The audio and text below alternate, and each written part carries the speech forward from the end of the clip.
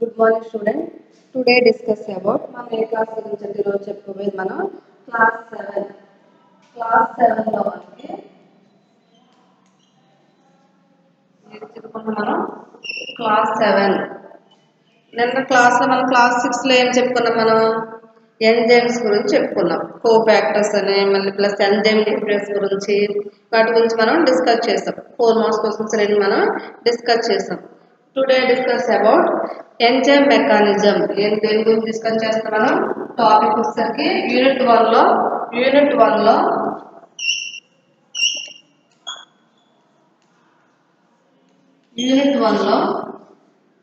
Chapter 3 లో వచ్చేసరికి ఏం గురించి చెప్పుకుంటాం మనం ఎంజైమ్ మెకానిజం గురించి చెప్పుకుంటాం. ఎంజైమ్ మెకానిజం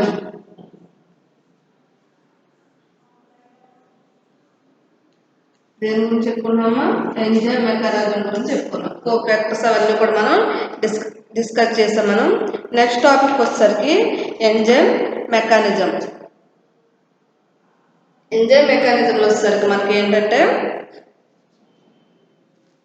ప్రాస్థెటిక్స్ మనకి ఇప్పుడు అందులో మనకి ఎంజైమ్ మెకానిజంలో మనకి అది కూడా మనకి 4 మార్క్స్ క్వశ్చన్స్ వస్తుంది. మనకి దేని గురించి ఎంజైమ్లో నుంచి మనకి ఎంజైమ్ ఇన్హిబిటర్స్ గురించి దాని యొక్క డెఫినేషన్ ప్లస్ దాని యొక్క టైప్స్ గురించి ఒక క్వశ్చన్ వస్తుంది మనకి 4 మార్క్స్.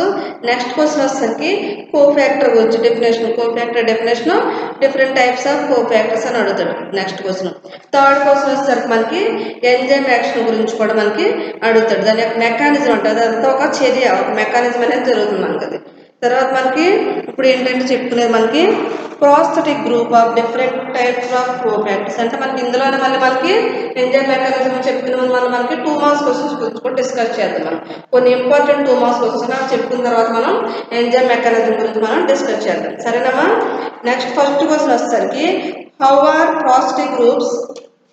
2 మార్క్స్ క్వశ్చన్స్ ఇందులో ఇంపార్టెంట్ కొన్ని క్వశ్చన్స్ అన్ని మీకు డిస్కస్ చేస్తాను ఈరోజు. తర్వాత ఎంజైమ్ మెకానిజం గురించి చెప్పుకుందాం. ఏంటి మనకి ఇది ఫస్ట్ క్వశ్చన్ వచ్చేసరికి హౌ ఆర్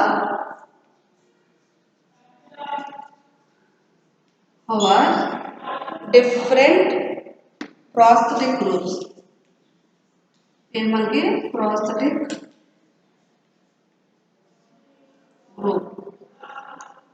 అసలు ప్రాస్థెటిక్ గ్రూప్ అంటే ఏంటి, మనకి ప్రాస్థెటిక్ గ్రూప్ అంటే ఏంటి, గ్రూప్స్ అంటే డిఫరెంట్ ఫ్రమ్ కోఫాక్టర్. అంటే ప్రాస్థెటిక్ గ్రూప్స్ కి ప్లస్ కోఫాక్టర్ మధ్య డిఫరెంట్ ఏంటి అని అడుగుతున్నాను question. Different from cofactor.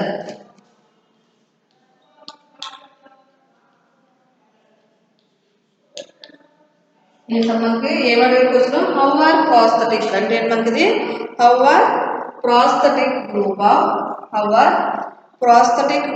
Of groups of different from cofactor. అంటే ప్రాస్థెటిక్ గ్రూప్ కి కోఫాక్టర్ డిఫరెంట్ ఏంటి. అసలు ప్రాస్థెటిక్ గ్రూప్ అంటే ఏంటి మనకి ఎపో ఎంజైమ్ కి ఎలా బౌండ్ అయి ఉంటుంది మనకి ప్రాస్థెటిక్ గ్రూప్ లో టైట్లీగా బౌండ్ అయి ఉంటుంది. ఎలా ఉంటుంది మనకి ఇది టైట్లీగా బౌండ్ అయి ఉంటుంది. దేనికి మనకి ఎపో ఎంజైమ్ కి ఇది ప్రాస్థెటిక్ గ్రూప్ అనేది మనకి టైట్లీగా. అంటే prosthetic groups are organic compounds. ఏంటి మనకి ఇది ప్రాస్థెటిక్ గ్రూప్ గురించి చెప్పుకుందాం మనం.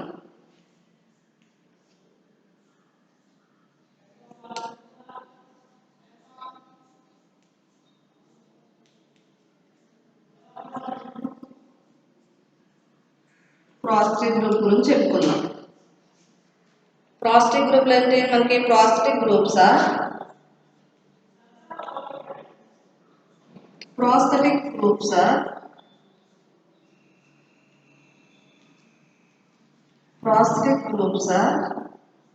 ఏంటి మనకి ప్రాస్థెటిక్ గ్రూప్స్ ఏంటివి ఆర్గానిక్ కాంపౌండ్స్. ఏంటి మనకి ఈ ప్రాస్థెటిక్ గ్రూప్స్ అన్ని కూడా మనకి ఏంటివి organic compounds.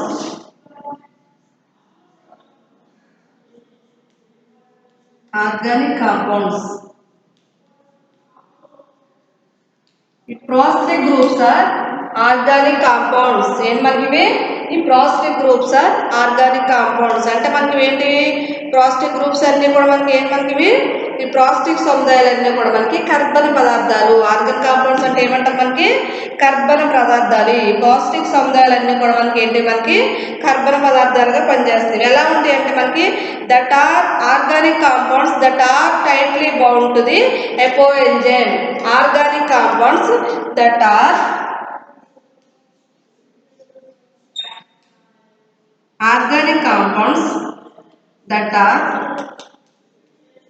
tightly bound in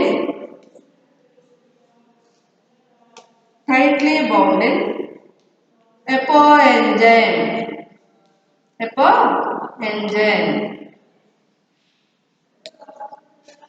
organic compound ఏంటి మనకి ఎపో ఎంజైమ్ అంటే ఈ prosthetic groups are organic compounds that are tightly bound in apoenzyme. అంటే మనకి ఈ ఆర్గానిక్ కాంపౌండ్స్ అంటే కర్బన పదార్థం ప్రాస్టిక్ సముదాయంలో ఈ కర్బన పదార్థాలన్నీ కూడా మనకి ఎలా ఉంటాయి మనకి ఎపో ఎంజైమ్ కి దృఢంగా అంటిపెట్టుకుని ఉంటాయి. ఎలా ఉంటాయి మనకి దృఢంగా అంటిపెట్టుకుని ఉంటాయి అంటే టైట్లీ బౌండ్ అయి ఉంటాయి మనకి. ఏంటి మనకి ఈ ప్రాస్టిక్ సముదాయాలన్నీ కూడా మనకి దృఢంగా అంటిపెట్టుకుని ఉంటాయి మనకి.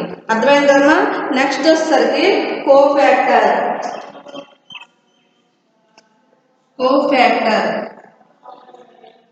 ఈ కోఫాక్టర్లు వచ్చేసరికి మనకి సహకారకాలు అంటే ఏమంటారు కోఫాక్టర్స్ ని సహకారకాలు. ఇవి ఎలా ఉంటాయి కోఫాక్టర్స్ అన్ని కూడా మనకి డిఫరెంట్ అంటే మనకి ఈ ఆర్గానిక్ కాంపౌండ్స్ అన్ని కూడా మనకి ఎపో ఎంజైమ్ ఎలా అంటిపెట్టుకుని ఉంటాయి మనకి లూజ్లీ బౌండ్. ఎలా ఉంటాయి మనకి లూజ్లీ బౌండ్ ఎలా ఉంటాయి మనకి but are cofactors non protein part of holoenzyme. Cofactors ఏంటి మనకి నాన్ పార్ట్ ఆఫ్ అంటే బట్ కోఫాక్టర్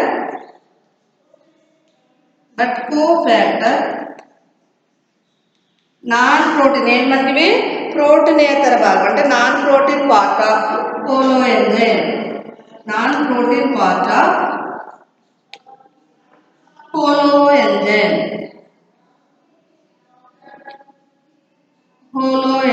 అంటే ఏంటి మనకి ఈ కోఫాక్టర్ మనకి నాన్ ప్రోటీన్ పార్ట్ అంటే ఈ ప్రోటీన్ ఒక సంపూర్ణ ఎంజైమ్లోని ప్రోటీనేతర భాగాన్ని ఏమంటారు మనకి సహకారకం అంటారు తెలుగులో మనకి. అంటే cofactor but cofactor non protein of hollow enzyme. Hollow enzyme ఏంటి మనకి ప్రోటీన్ భాగం అంటే ప్రోటీనేతర భాగం అనేది మనకి సంపూర్ణ ఎంజైమ్లో పాక్షికంగా ఉండడం వల్ల దాన్ని ఏమంటారు మనకి అంటే కోఫాక్టర్ అంటారు మనకి. అంటే మనకి ఇందులో వచ్చేసరికి to make the enzyme catalytic activity ఏంటి మనకి holoenzyme to bound to the enzyme అంటే which are bound to the enzyme. Holoenzyme which are bound to the enzyme. bound to the enzyme which are bound to the enzyme to make the enzyme catalytic activity. To make the enzyme catalytic activity.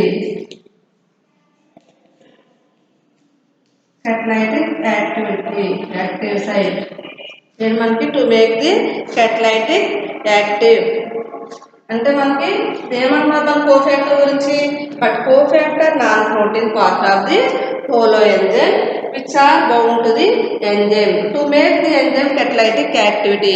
అంటే non ప్రోటీనేతర భాగాన్ని ఒక సంపూర్ణ ఎంజైమ్లో non ప్రోటీనేతర భాగాన్ని ఏమంటారు మనకి ప్రోటీనేతర భాగాన్ని ఏమంటారు మనకి సహకారకం అంటారు. ఇందులో వచ్చేసరికి ఏంటి మనకి లోహయాన్లు అని ఉంటాయి. ఏమంటే మనకి మెటల్ అయాన్స్ అని ఉంటాయి. ఏం చూసుకున్న మెటల్ అయాన్స్ అంటే మనకి జింకు కాపరు మెర్క్యూరీ ఇవన్నీ కూడా మనకి ఏంటి మనకి మెటల్ అయాన్స్ ఏమంటే మనకి ఇందులో కోఫాక్టర్లు ఏమంటే మనకి జింకు కాపర్ మెర్క్యూరీ ఇవన్నీ కూడా మనకి ఏమంటే మనకి లోహయాన్లు అనమాట. ఏంటి మనకి మెటల్ అయాన్స్ అనే మనకి ఇందులో ఉంటే మనకి కోఫాక్టర్స్ లో ఉంటాయి. అర్థమైంది కదా? ఫస్ట్ క్వశ్చన్ చూస్తున్నాం మనం 2 marks లో how are prosthetic groups different from cofactor. అసలు ప్రాస్టిక్ గ్రూప్ గురించి కోఫాక్టర్ గురించి ఆ రెండింటి మధ్య డిఫరెంట్ అడిగాడు అంటే ఆ రెండింటి మధ్య భేదాల గురించి అడిగాడు అన్నట్టు. అంటే ప్రాస్టిక్ గ్రూప్ లో వచ్చేసరికి ఏమంటాయి ఆర్గానిక్ కాంపౌండ్స్ అన్ని కూడా ఎలా ఉంటాయి మనకి టైట్లీగా బౌండ్ అయ్యండి. ఎలా ఉంటాయి మనకి టైట్లీ బౌండ్. దేనికి మనకి బౌండ్ అంటే మనకి ఎపో ఎంజైమ్ కి ఎలా ఉంటాయి మనకి ఎంజైమ్ అన్ని కర్బన పదార్థాలన్నీ కూడా మనకి దృఢంగా అంటిపెట్టుకుని ఉంటాయి. టైట్లీ బౌండ్ అంటే మనకి దృఢంగా అంటిపెట్టుకుని ఉంటుంది ఎపో ఎంజైమ్ కి. కర్బన పదార్థాలన్నీ కూడా గ్రూప్ ఒక సముదాయం అన్ని కూడా మనకి అంటిపెట్టుకుని ఉంటాయి ఎపో ఎంజైమ్ కి. అది నెక్స్ట్ కోఫాక్టర్ మధ్య డిఫరెంట్ ఏంటి మనకి రెండు ప్రజెంట్ ఇందులో వచ్చరికి ప్రోటీన్ భాగం అనేది ఉండదు, మనకి ఏముండదు, మనకి ప్రోటీన్ అనేది ఉండదు, నాన్ ప్రోటీన్ పార్ట్ అనేది మనకి ఎందులో ఉంటుంది. ఇవన్నీ కూడా సంపూర్ణంగా ఉంటాయి, ఎంజైమ్స్ అన్ని కూడా మనకి హోలో ఎంజైమ్ అంటే సంపూర్ణ ఎంజైమ్స్ అన్ని కూడా మనకి ఎలా ఉంటాయి అంటే చాలా బాగుంటుంది ఎంజైమ్ అంటే ఇవన్నీ కూడా సంపూర్ణంగా ఉంటాయి అన్నమాట మనకి. అంటే to make the enzyme catalytic activity అంటే ఇవన్నీ కూడా కర్బన పదార్థాలన్నీ కూడా మనకి ఏంటంటే లోహాయన్ లేదా కర్బన పదార్థం కావచ్చు, ఏమంటే లోహాయన్ లేదా కర్బన కెటలైటిక్ యాక్టివిటీ అంటే కర్బన పదార్థాలన్నీ కూడా మనకు ఉండొచ్చు. దీనికి ఎగ్జాంపుల్ ఏం తీసుకుంటాం మనం, cofactor, zinc, carbon, mercury, phosphorus ఇవన్నీ కూడా మనం తీసుకున్నాం. ఇవన్నీ కూడా ఏంటి మనకి కార్బాక్సీ పెప్టిడేజ్ ఇవన్నీ కూడా మనకి ప్రోటియోలైటిక్ ఎంజైమ్స్ అనమాట. ఇవన్నీ కూడా మనకి ఏంటి మనకి లోహాయన్ అంటే మెటల్ అయాన్స్ అనమాట. ఏంటి మనకి కాపర్, మెర్క్యూరీ ఇవన్నీ కూడా మనకి. నెక్స్ట్ క్వశ్చన్ వచ్చేసరికి feedback in what is meant by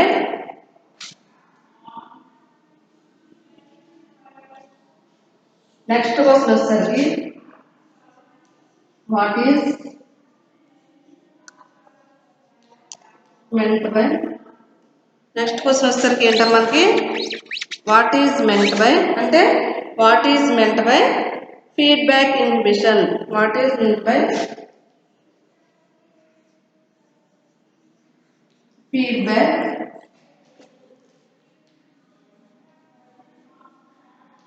feedback inhibition.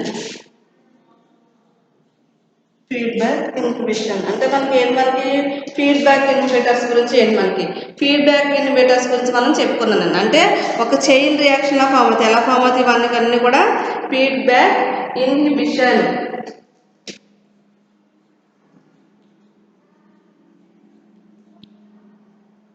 Feedback inhibition గురించి అంటే ఏంటి మనకి ఫీడ్బ్యాక్ ఇన్హిబిషన్ గురించి నేను మనం చెప్పుకున్నాను. అంటే ఇవన్నీ కూడా ఒక చర్య అంటే ఒక కంట్రోల్ ఆఫ్ మెకానిజం అనేది అంటే ఒక చైన్ రియాక్షన్ లా ఫామ్ అవుతుందని చెప్పుకున్నాం ఫీడ్బ్యాక్ ఇన్హిబిటర్స్ గురించి. అంటే గ్లూకోజ్ నుంచి 6 ఫాస్ఫేట్ దాని నుంచి ఫ్రక్టోజ్ 6 ఫాస్ఫేట్ అదంతా కూడా ఎండ్ స్టార్టింగ్ ప్రోడక్ట్ నుంచి ఎండ్ ప్రోడక్ట్ వరకు కూడా మనకి ఏమంటే ఒక మెకానిజం ద్వారా జరుగుతుంది. దాన్ని ఫీడ్బ్యాక్ ఇన్హిబిటర్స్ కూడా అని కూడా అంటారు మనకి. అసలు ఇప్పుడు ఏంటి ఫీడ్బ్యాక్ ఇన్హిబిటర్ అంటే what is meant by feedback inhibition అంటే ఫీడ్బ్యాక్ నిరోధకత అంటే ఏమిటని కూడా అంటారు మన తెలుగులో. దానికి అర్థమైంది కదా, అది ఏమంటారు మనకి feedback inhibition is a cellular control of mechanism. ఏంటి మనకి feedback inhibitor is a feedback inhibitor is a feedback inhibitor is a cellular control of mechanism. Control of mechanism. Cellular control of mechanism. అంటే దాంట్లో feedback inhibition అంతా కూడా ఒక mechanism లాగా cellular control mechanism లో జరుగుతుంది. అంటే ఎంజైమ్ ఉత్పత్తి చర్యలు అంత్య ఉత్పన్నం అనేవి జీవక్రియలో జరిగేదానికి మనకి నియంత్రణలో భాగంగా ఇవన్నీ కూడా మా ఎంజైమ్ ని నిరోధించడానికి మెకానిజం అంతటి కూడా మనకి ఉపయోగపడుతుంది. దాన్ని ఏమంటారు మనకి ఫీడ్బ్యాక్ అంటారు అనమాట. అయితే మనకి ఏంటి మనకి cellular mechanism in which an enzyme is activities inhibited by the enzyme end product. అంటే మనకి ఎంజైమ్ అంతా కూడా మనకి ఏంటి ఇన్హిబిటర్స్ అంతా కూడా ఒక ఎండ్ ప్రోడక్ట్ అనమాట. అంటే చెప్పాను కదా మీకు, దీనికి ఎగ్జాంపుల్ చెప్పుకున్నాం. గ్లూకోజ్ నుంచి ఏం ఫామ్ అవుతుంది, గ్లూకోజ్ 6 ఫాస్ఫేట్.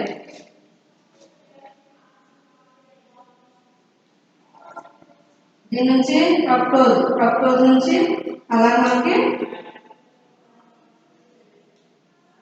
ఫ్రక్టోజ్ 6 ఫాస్ఫేట్ ఒక మనకి ఒక కంట్రోల్ మెకానిజం అంటే ఒక మెకానిజం ద్వారా ఒక చైన్ రియాక్షన్ ఫామ్ అయ్యేదాన్ని ఏమంటారు మనకి ఫీడ్బ్యాక్ ఇన్హిబిటర్స్ అంటారు మనకి. అంటే ఏమని చదవచ్చండి దాన్ని మనకి feedback inhibition is cellular control is mechanism in which an enzyme is activity is inhibited by the enzyme catalytic active అంటారు మనకి. ఏంటి మనకి ఎంజైమ్ కెటలైటిక్ యాక్టివిటీ అంటే ఈ ఫీడ్బ్యాక్ నిరోధకం గురించి మనం చెప్తుందంటే ఒక మెకానిజం ద్వారా జరుగుతుందని మనకి చెప్పుకోవచ్చు. సెకండ్ క్వశ్చన్ అది. థర్డ్ క్వశ్చన్ వచ్చేసరికి మనకి ఏంటంటే విచ్ ఆర్ ఆక్సిడోరిడక్టేజ్ సో నేమ్డ్ అంటే రబ్ చేసేస్తున్నామా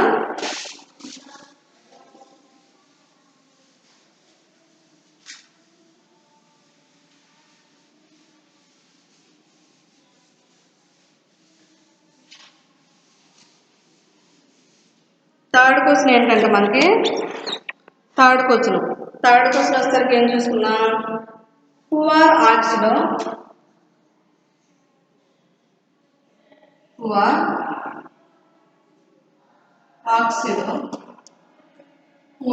ఆక్సిడో రెడక్టేజ్ ఏంటంటే ఆక్సిడో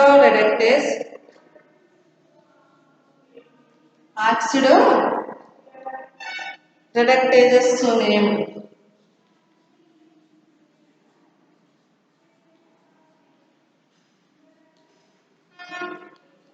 యాక్టిడో రెడక్టేజ్ షో నేమ్ అంటే మనకి యాక్టో రెడక్టేజ్ ని ఏ విధంగా పేరు పెట్టారు అంటే దేని మనకి యాక్టో రెడక్టేజ్ ఏ విధంగా పేరు పెట్టాడు అంటే మనకి ఎస్ ఇప్పుడు ఉందనుకో మనకి దాన్ని ఏమంటారు మనకి శైకరణ చదవ అంటే ద ఎంజైమ్ catalysis ఆన్సర్ చూసుకుందాం మనం.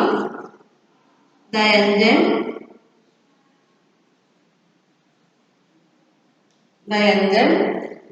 ఏంటి మనకి the enzyme catalyze ఆక్సిడో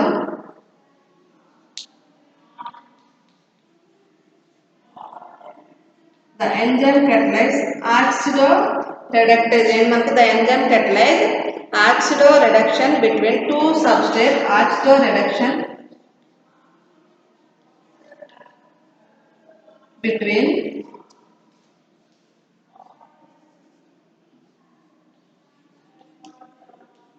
oxido reductase between ఏంటి మనకి two substrate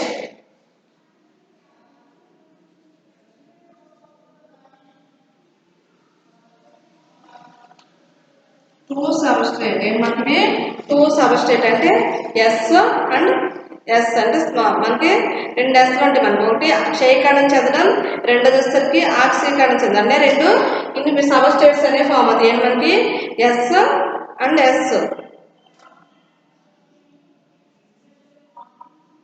ఎస్ మరియు ఎస్ అండ్ ఎస్ మనకి ఎస్ మరియు ఎస్ అంటే రెండు కూడా మనకి ఏంటివి సబ్స్ట్రేట్లు అనమాట. Hence they are called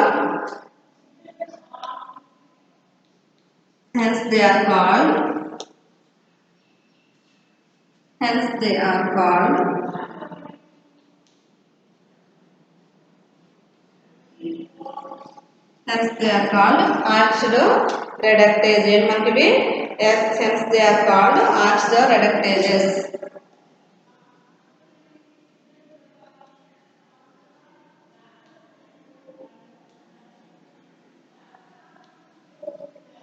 oxido reductases అంటే మనకి the enzyme catalyze oxido reduction between two substrate అంటే మనకి S and S hence they are called oxido reductases అంటే రెండు సబ్స్ట్రేట్ల మధ్యలో మనకి ఇది ఏం జరుగుతుంది మనకి క్షయకణం ఆక్సీకరణం అనేది జరుగుతుంది. ఏం జరుగుతుంది మనకి క్షయకణం ఆక్సీకరణం అనేది జరుగుతుంది.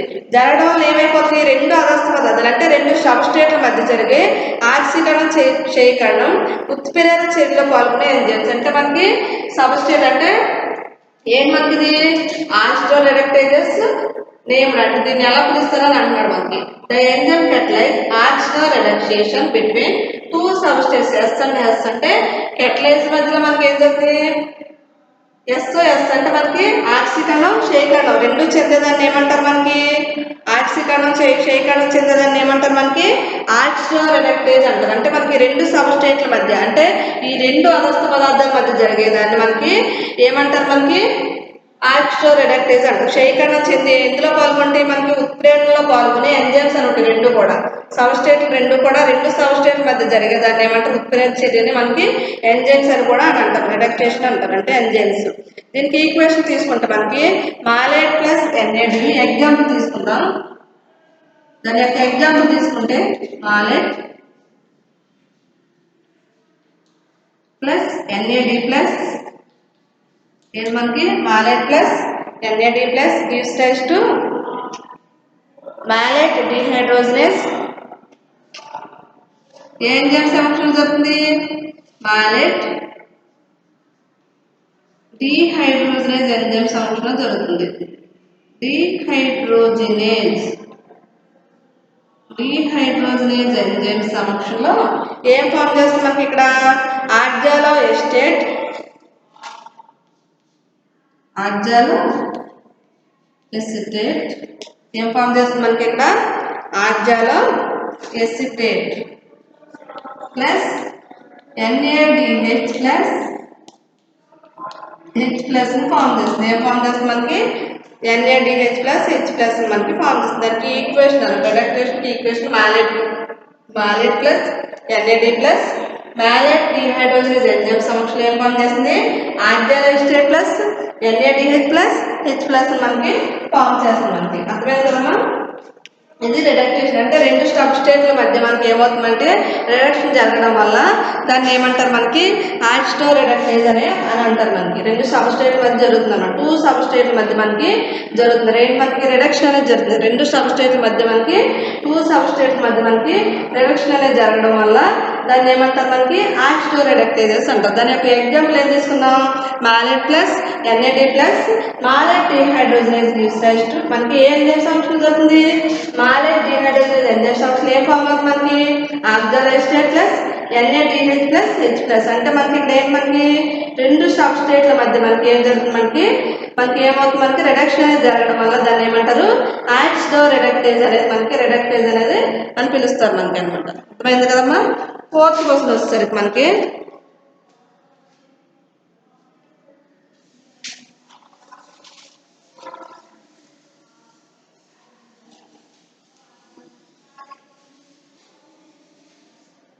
మనం ఫోర్త్ క్వశ్చన్ చూసుకుంటే ఎపో ఎంజైమ్ అంటే మనకి ఎపో ఎంజైమ్కి కోఫాక్టర్ మధ్య డిఫరెన్స్ ఇస్తాం.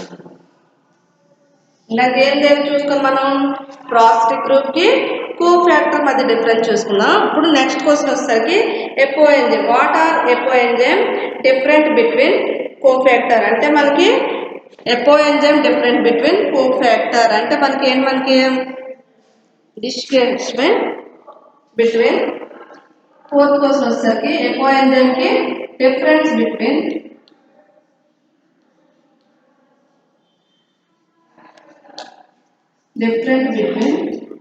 ఎపో ఎంజైమ్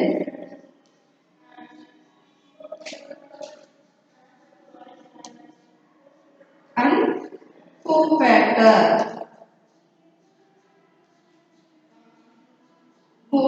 మధ్య డిఫరెంట్ ఎపో ఎంజైమ్ అంటే ఇందాక దేని గురించి చూస్తున్నాం మనం రెండు గురించి అంటే ప్రాస్టిక్ గ్రూప్స్ గురించి నెక్స్ట్ వచ్చేసరికి కోఫాక్టర్స్ గురించి మనం ఆ రెండింటి మధ్య డిఫరెన్స్ చూసుకున్నాం. ఇప్పుడు నెక్స్ట్ ఫోర్త్ క్వశ్చన్ వచ్చేసరికి మనకి ఏం చూసుకున్నాం అంటే difference between apoenzyme and cofactor అంటే మనకి డిఫరెంట్ బిట్వీన్ అంటే ఎపో ఎంజైమ్కి కోఫాక్టర్ మధ్య డిఫరెన్స్ చూసుకుందాం. అసలు ఎపో ఎంజైమ్ అంటే కోఫాక్టర్ అంటే ఏంటి అంటే protein part of the holoenzyme is called apoenzyme. ఏంటి మనకి ప్రోటీన్ పార్ట్ ఈజ్ ఆన్సర్ చూసుకుందాం. ఇదేంటి ఎపో enzyme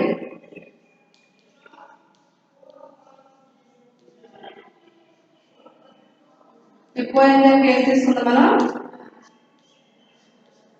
protein part of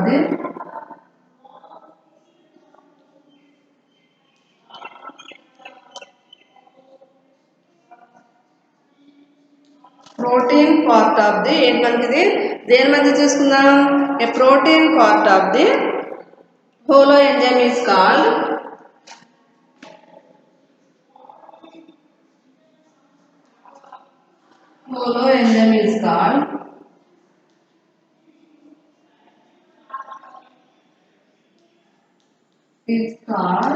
ఎపో enzyme.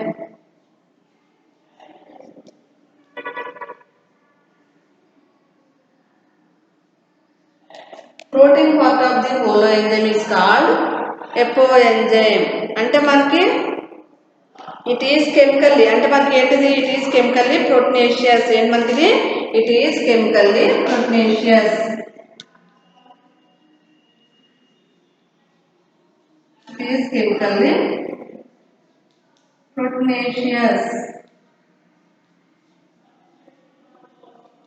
Next one వచ్చేసరికి cofactor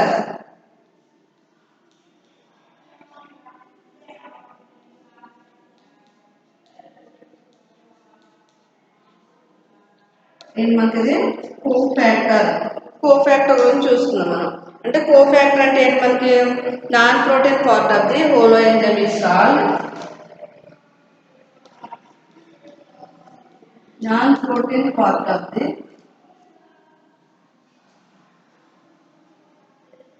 non-protein part of the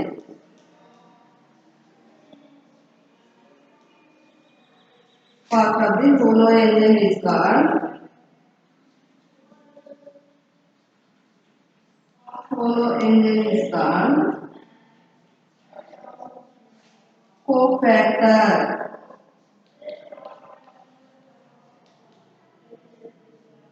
అంటే మనకి ఎప్పో ఎంజైమ్కి కోఫాక్టర్ మధ్య డిఫరెన్సెస్ చూసుకుందాం మనం. అర్థమైంది కదమ్మా. ఇందులో వచ్చేసరికి ఇది కెటలైటిక్ యాక్టివిటీలో జరుగుతుంది. ఇందులో జరుగుతుంది మనకి ఇది కెటలైటిక్ యాక్టివిటీలో జరుగుతుంది. ఇందులో జరుగుతుంది మనకి ఇది ఈజ్ catalytic activity.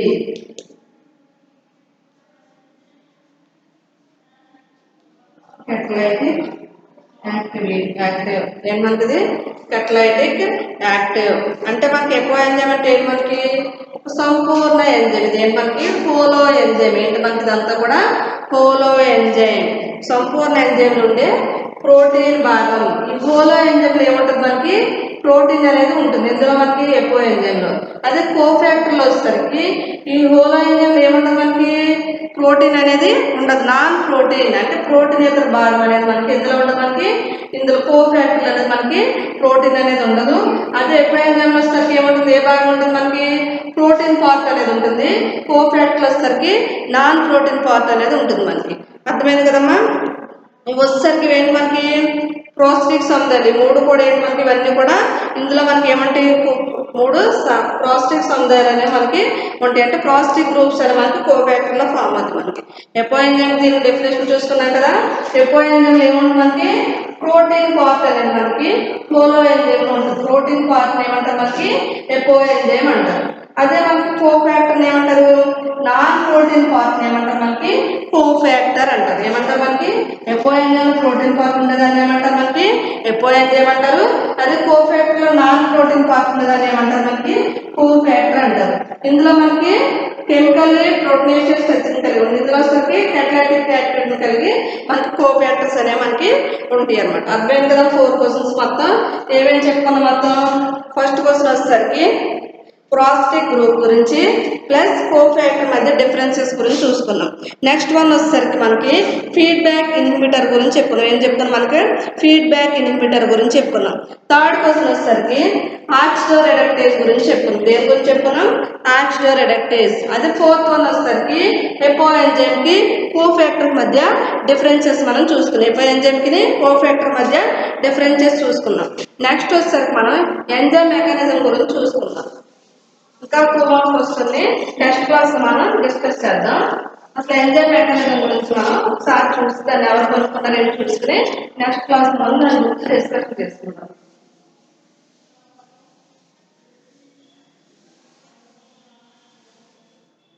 అసలు ఎంజైమ్ మెకానిజం గురించి చూసుకుందాం మనం. అసలు ఎంజైమ్ మెకానిజం ఎవరు కనుక్కున్నారు, అసలు ఏంటి మనకి అసలు ఎంజైమ్ మెకానిజంని మనకి ఎవరు కనుక్కున్నారు.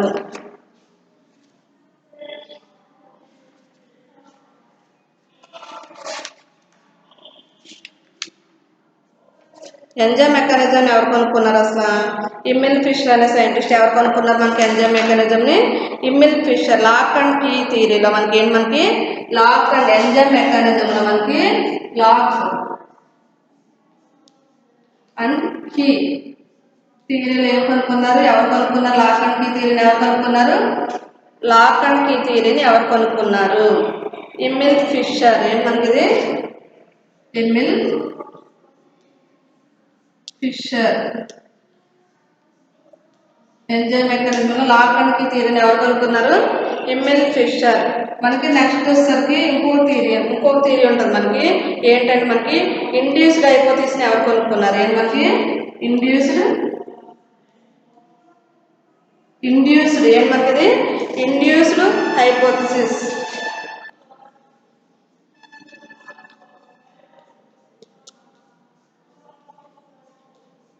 ఇండ్యూస్డ్ హైపోథిసిస్ ని ఎవరు కనుక్కున్నారు ఇండ్యూస్డ్ హైపోథిసిస్ ని లాక్ అండ్ కీ థియరీలో వచ్చేసరికి ఇమ్మిల్ ఫిషర్ అనే సైంటిస్ట్ కనుక్కున్నాడు.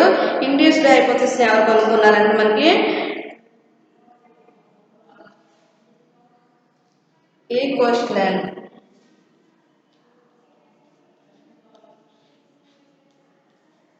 ఈ కోస్టలైన్ అనైస్టైన్ అనేవాడు మనకి కనుక్కోండి. ఎవరు కనుక్కున్నారు? ఈ కోస్టలైన్. అంటే మనకి ఇలా ఎంజైమ్ మెకానిజం మనకి రెండు సిద్ధాంతాలు ఉంటాయి. ఏంటి? Lock and theory, induced hypothesis theory. మనకి ఈ రెండు థియరీలు మనకి ఎవరు కనుక్కున్నారంటే లాక్ అండ్ హైపోథిసిస్ వచ్చేసరికి ఎమిల్ ఫిషర్ కనుక్కున్నాడు. ఇండ్యూస్డ్ హైపోథిసిస్ వచ్చేసరికి కోస్టలైన్. అంటే మనకి వీళ్ళిద్దరూ మనకి సైంటిస్టులు ఈ రెండు థియరీలు మనకి కనుక్కున్నారు.